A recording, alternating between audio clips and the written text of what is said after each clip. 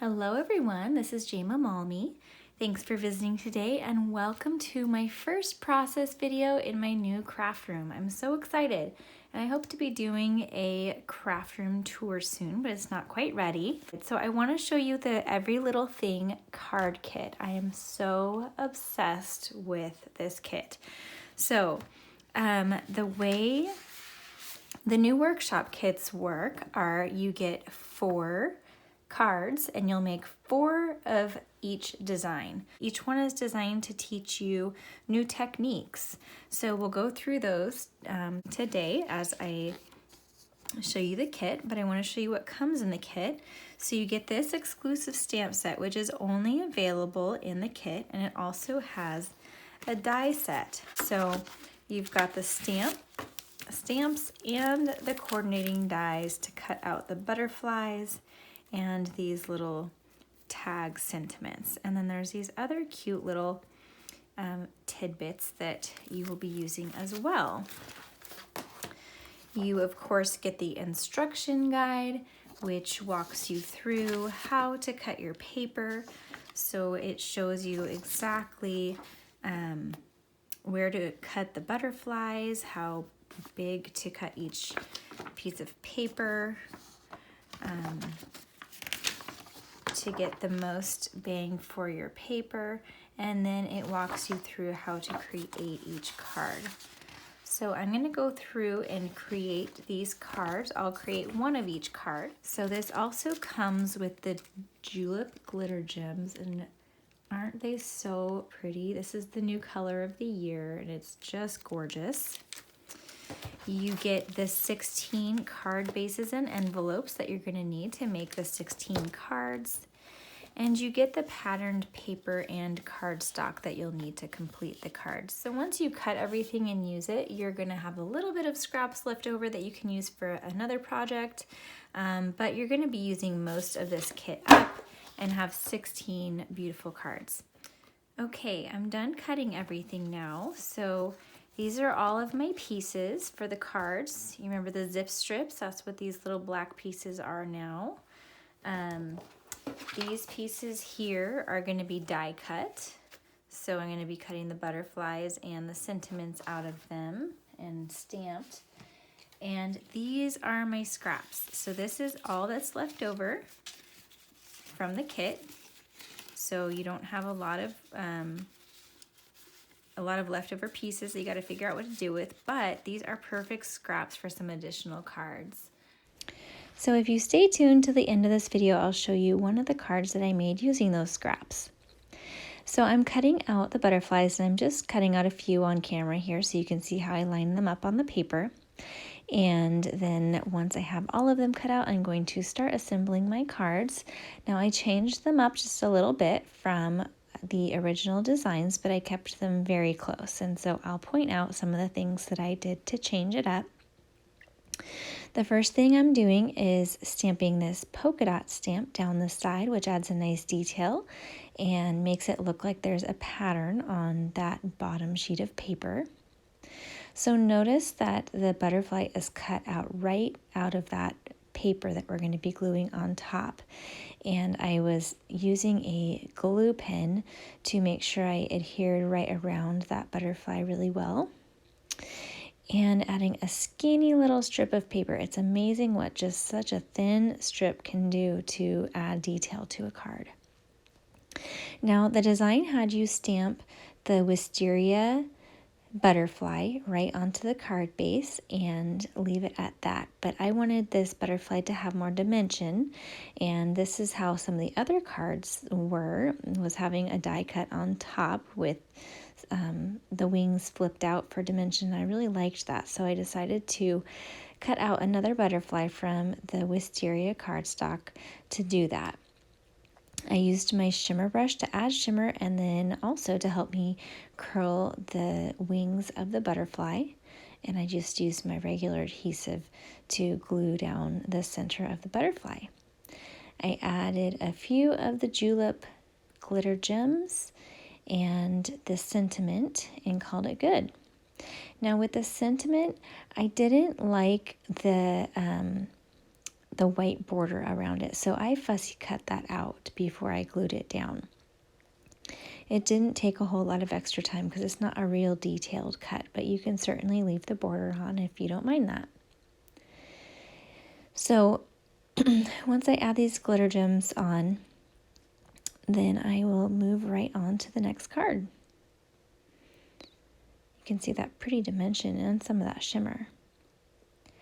So now with the second card, I am going to stamp the butterfly in archival black ink.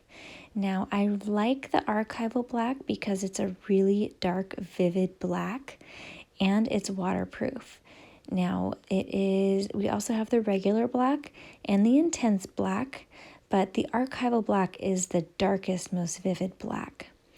The intense black is also waterproof and it's also Copic friendly. Now, the technique that we're doing with this card is random stamping. So I'm doing tone-on-tone stamping the julep ink, I think it's julep ink, onto the mint cardstock. So it's almost tone-on-tone. And I'm stamping that little flower with 2 different sizes of leaves. And I'm not sure if you noticed because this is going kind of fast, but I put the leaf stamps one on either side of my block. Just kind of a little tip to have your block do double duty. And then I added some black cardstock from my stash to that background to make it pop a little bit more. Now I want to point out I made a little oops here, so don't make the same mistake I did. I used that long zip strip to go all the way across, but I was supposed to use 2 of the 1-inch zip strips to go on either side of the butterfly. The longer one is reserved for a different card, so you'll see that in a moment. Now, after I glued this down and put the foam dots under the wings, I realized that there was supposed to be another butterfly on the actual base of the card. So you can see once I get that down, we don't need that zip strip in the middle where the butterfly is. And so then this butterfly that we stamped and colored is going to go on top of it for some added dimension. So I added more foam tape to make it raised even more. And then that adds some nice dimension and the goof wasn't too bad. I'll still have to figure out what to do with that last card that's not going to have a long zip strip though. I added a glitter gem just to the head of the butterfly, and then I stamped the sentiment in the Wisteria ink and cut it out. And then I wasn't liking the shape of it and the placement of it. I thought it was a little bit too small, especially once I cut it. And so I then backed it with a little bit more of my black cardstock, played with the placement a little bit, and ended up with it right in the middle of the butterfly, which I think looks good. It's not my favorite placement. I think I would have preferred a longer sentiment in the bottom right, like this one was supposed to go, but I didn't like the shorter sentiment. But anyways, it looks good and I like it. So on to card number 3. And with this card, we are going to stamp the butterfly again with the archival black ink. And then I am going to do some more random stamping on the background cardstock. But first what I'm going to do is play with the paper and see if I like any of the other patterns. I really like that floral pattern, so I was seeing if I could use it, but I think the butterfly got a little bit lost on it, which is probably why the designer did not use it in the first place. So I went back to the original papers that were supposed to be used on this card. So I random stamped with one of the, it's sort of like a sprig with berries on it. And that looks really cute, sort of tone on tone again. And then once I get all of these pieces adhered, I am going to layer some butterflies. So this card has 3 layers of butterflies, and I like that the base layer is that floral paper. that I love so much. So it's not showing a lot, but it's still there, and you can still see it peeking out from underneath. Now I am adding the color to this butterfly in a different way. So on the last card I used, actually the last two cards, I used the shimmer brush that adds some shine. And this one I'm using the water brush to pick up ink from my stamp pad. So I squeezed my stamp pad together to get ink in the lid, picked it up with my water brush and spread it on the butterfly in the same way.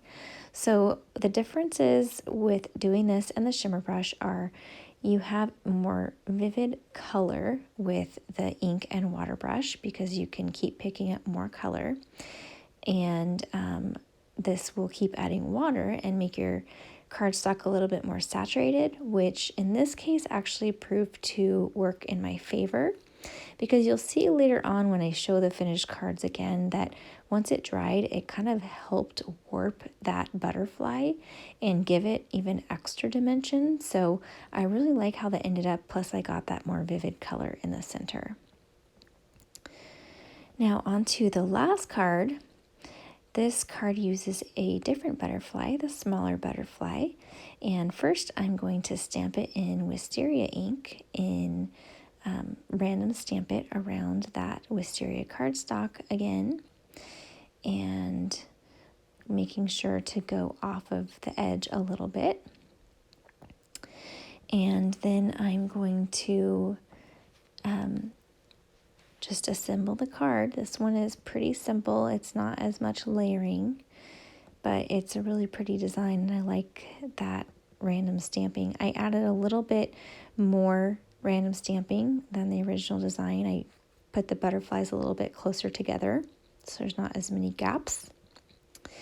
And then this stamped image is going to go right over top one of those on 3D foam.